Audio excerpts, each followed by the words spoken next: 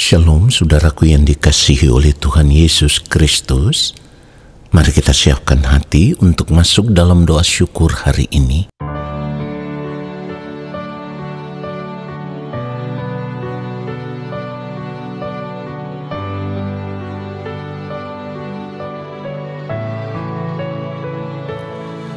Kerajaan-Mu Tuhan, itu kerinduanku, tiada yang lain. Ku mau mengasihi-Mu sampai tiba waktu-Mu bagiku.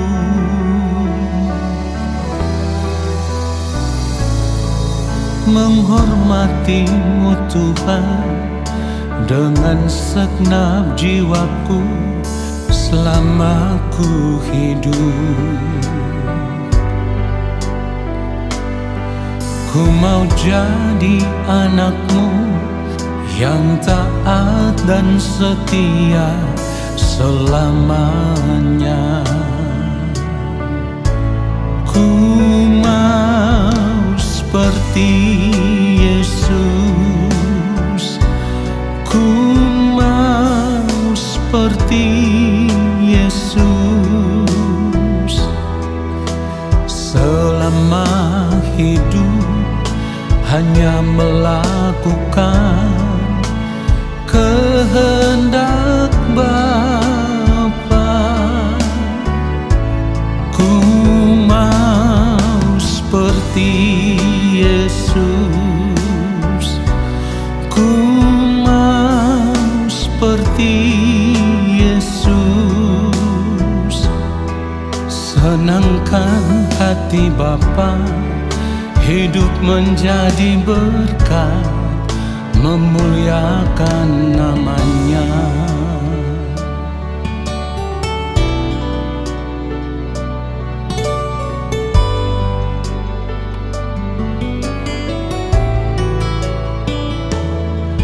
Menghormati-Mu Tuhan dengan segenap jiwaku selama ku hidup. Ku mau jadi anak-Mu yang taat dan setia selamanya. Ku mau seperti Yesus, ku mau seperti Yesus. Selama hidup hanya melakukan kehendak Bapa.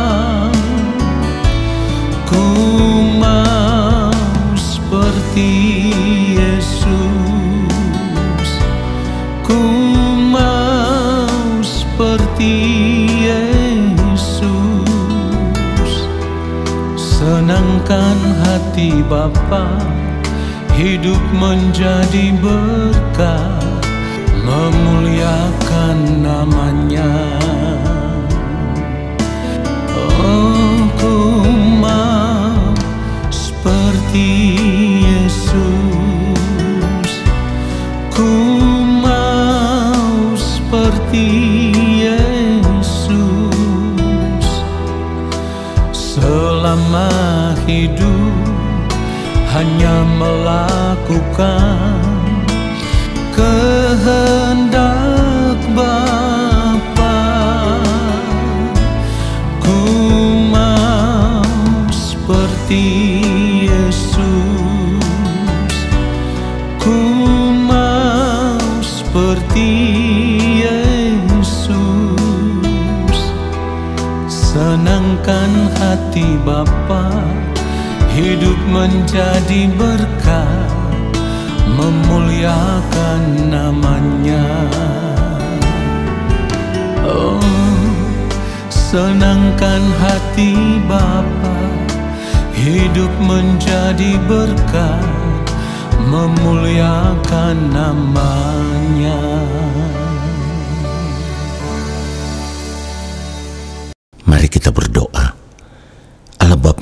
Maha Kudus, saat ini kami mau duduk diam di dalam hadirat-Mu dan menanti-nantikan Engkau berbicara bagi kami.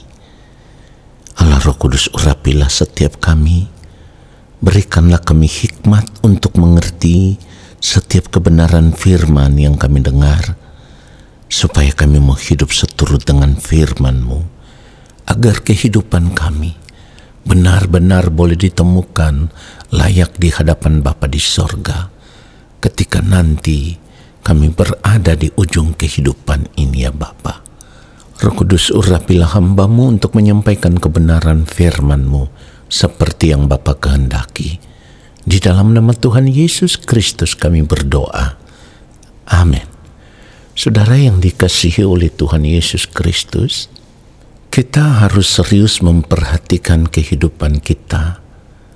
Jangan sampai kita menyia-nyiakan apa yang telah Tuhan sediakan bagi kita hanya karena kita lebih memiliki fokus hidup untuk mengejar perkara-perkara dunia, untuk mengejar apa yang kita inginkan, apa yang kita mau, sampai pada akhirnya kita lupa bahwa seberapa banyak yang kita miliki di dunia ini, semuanya itu tidak bisa kita bawa sampai di kekekalan.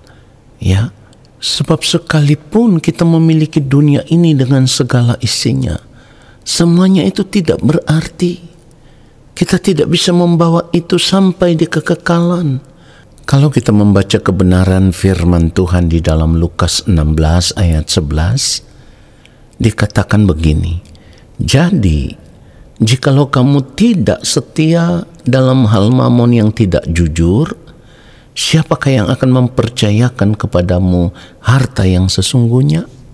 Dan kita harus mengerti, ada kalimat harta yang sesungguhnya. Yang dimaksudkan harta yang sesungguhnya itu adalah kebenaran.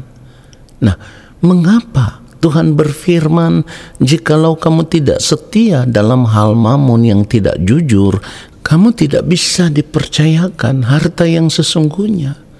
Artinya kalau hati kita masih terikat dengan dunia ini, kita tidak akan pernah bisa mengerti kebenaran yang sesungguhnya, saudaraku.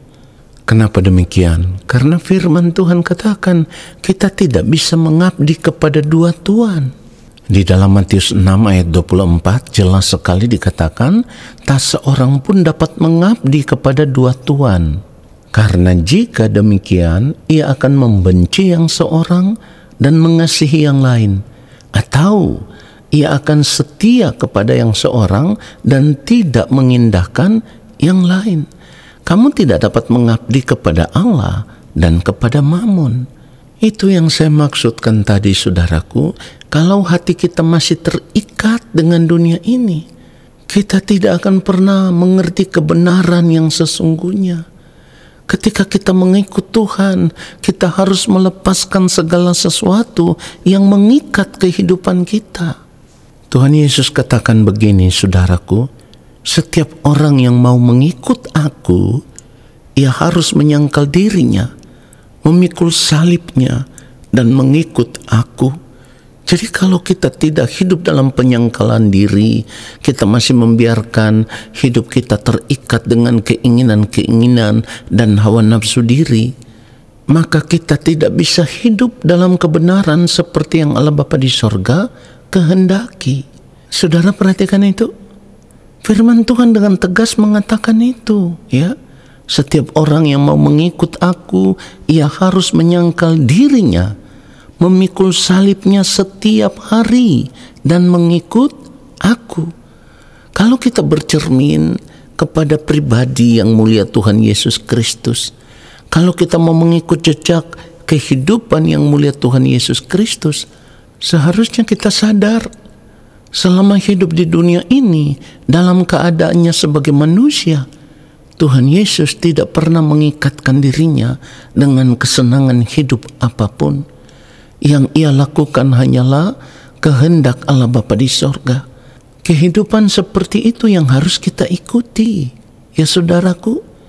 Kehidupan seperti itu yang harus kita contoh. Kita tidak boleh terikat dengan apapun.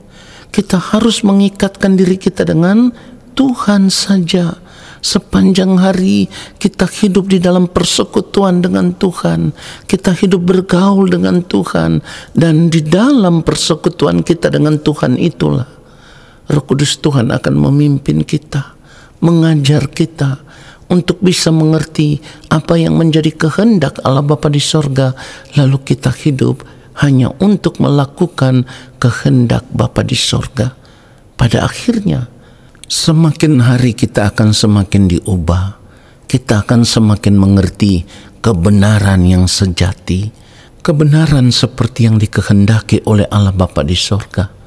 Jadi kita harus bersedia, bahkan menetapkan hati, sudah tidak lagi mengikatkan diri kita dengan dunia ini, saudaraku. Mungkin sebagian kita akan berkata begini, tapi kan kita masih hidup di dunia ini, kita masih memerlukan kebutuhan-kebutuhan hidup. Benar saudaraku, kita masih memerlukan kebutuhan-kebutuhan hidup setiap hari. Tetapi satu hal yang harus kita ingat, firman Tuhan mengajarkan kita untuk memiliki kehidupan yang sederhana. Asal ada makanan dan pakaian, cukuplah. Jadi di dalam segala keadaan, apapun yang kita miliki, kita harus merasa cukup dengan semuanya itu. Lalu kita mengarahkan fokus kita hanya tertuju kepada Tuhan saja, supaya hati kita sudah tidak lagi terikat dengan dunia ini. Ingat, saya katakan tadi, firman Tuhan katakan, asal ada makanan dan pakaian, cukuplah. Di dalam ayat firman Tuhan yang lain dikatakan, cukupkanlah dirimu dengan apa yang ada padamu. Sudah saya katakan tadi, seberapa banyak yang kita miliki di dunia ini, semuanya itu tidak akan bisa kita bawa sampai di kekekalan. Seberapa banyak uang yang kita punya, harta, kekayaan, kelimpahan, kemewahan, bahkan pangkat jabatan, kehormatan sekalipun, semuanya itu tidak akan bisa kita bawa sampai di kekekalan. Semuanya itu tidak akan bisa menyelamatkan kita, saudaraku. Contoh sederhana, kalau kita membiasakan diri hidup kita terikat dengan uang, firman Tuhan dengan tegas berkata di dalam 1 Timotius 6, kalau kita membaca ayatnya yang ke-10, dikatakan, karena akar segala kejahatan ialah cinta uang. Sebab oleh memburu uanglah beberapa orang telah menyimpang dari iman dan menyiksa dirinya dengan berbagai-bagai duka. Saudara perhatikan itu. Ini yang saya maksudkan tadi. Jangan kita terikat dengan dunia ini. Kalau kita melihat di dalam 1 Timotius pasal 6 ini, ayat 8 sudah dikatakan dengan sangat jelas, asal ada makanan dan pakaian, cukuplah. Saudaraku, memang di dalam kehidupan ini ada begitu banyak kebutuhan hidup yang kita perlukan. Tetapi semuanya itu tidak boleh mengikat kehidupan kita. Kita bekerja baik-baik, kita berusaha dengan baik. Kita harus percaya Tuhan pasti memberkati setiap pekerjaan kita. Karena Tuhan tahu bagaimana caranya mencukupi kehidupan anak-anaknya. Jadi memang kehidupan kita tidak boleh terikat dengan dunia ini. Kita harus melepaskan diri kita dari keterikatan dengan dunia ini. Saya sudah katakan di awal, kalau kita mau bercermin pada kehidupannya yang mulia Tuhan Yesus Kristus di dalam keadaannya sebagai manusia, yang Tuhan Yesus perjuangkan hanya satu, hidup melakukan apa yang dikehendaki oleh Allah Bapa di sorga selama Tuhan Yesus masih hidup di dunia ini. Tidak pernah terikat dengan apapun. Sampai pada akhirnya dalam keadaannya sebagai manusia, ia bisa mencapai kesempurnaannya. Supaya pada akhirnya ia bisa menjadi pokok keselamatan yang abadi bagi semua orang yang taat kepadanya. Itu yang firman Tuhan katakan. Kalau kita membaca Ibrani pasal 5, mulai ayat 7 dikatakan begini, dalam hidupnya sebagai manusia. Perhatikan kalimat itu, dalam hidupnya sebagai manusia. Ia telah mempersembahkan doa dan permohonan dengan ratap tangis dan keluhan kepada Dia yang sanggup menyelamatkannya dari maut, dan karena kesalehannya ia telah didengarkan. Lalu di dalam ayat yang ke-8 dikatakan, dan sekalipun ia adalah anak, ia telah belajar menjadi taat dari apa yang telah dideritanya. Kemudian di dalam ayat 9 dikatakan, dan sesudah ia mencapai kesempurnaannya, ia menjadi pokok keselamatan yang abadi bagi semua orang yang taat kepadanya. Saudara perhatikan itu? Jadi saat ini ketika kita hidup sebagai orang percaya, pilihan kita hanya satu, yaitu kita harus hidup dalam ketaatan. Sama seperti Kristus hidup, taat melakukan apa yang menjadi kehendak Allah Bapa di sorga sampai di ujung kehidupannya. Jadi kalau kita mengaku diri kita ini adalah anak-anak Allah Bapa di sorga, maka kita wajib taat sama seperti Kristus taat, melakukan apa yang menjadi kehendak Allah Bapa di sorga selama Tuhan Yesus hidup di dunia ini. Jika kita tidak taat sama seperti Kristus taat, kita tidak akan pernah memiliki hidup yang sesungguhnya. Sebab orang yang akan memiliki hidup yang sesungguhnya adalah orang yang hidup melakukan kehendak Allah Bapa di sorga. Ini yang Tuhan Yesus maksudkan di dalam Matius 7 ayat 21. Bukan setiap orang yang berseru kepadaku, Tuhan, Tuhan, akan masuk ke dalam kerajaan sorga, melainkan dia yang melakukan kehendak Bapa-Ku yang di sorga. Biarlah kebenaran firman Tuhan ini menyadarkan kita semua. Amin. Mari kita berdoa. Terima kasih Bapa untuk kebenaran firman-Mu yang sungguh menyadarkan kami. Kami mau mengambil keputusan untuk melepaskan diri dari keterikatan dengan dunia ini. Kami mau mengikatkan diri kami hanya dengan Engkau saja ya Bapa. Sama seperti Kristus taat, kami mau taat melakukan kehendak Bapa di sorga. Terima kasih Bapa untuk firman-Mu. Kami percaya Engkau akan memberkati kami. Turunlah atas kehidupan kami segala berkat kasih karunia daripada Allah Bapa di sorga, rahmat cinta kasih dari Tuhan Yesus Kristus di dalam persekutuan yang manis dengan Roh Allah yang kudus, menyertai langkah hidup kami dan memberkati kami sekarang dan sampai selama-lamanya. Amin. Saudara, terima kasih sudah mengikuti doa syukur hari ini. Tuhan Yesus memberkati kita semua. Shalom.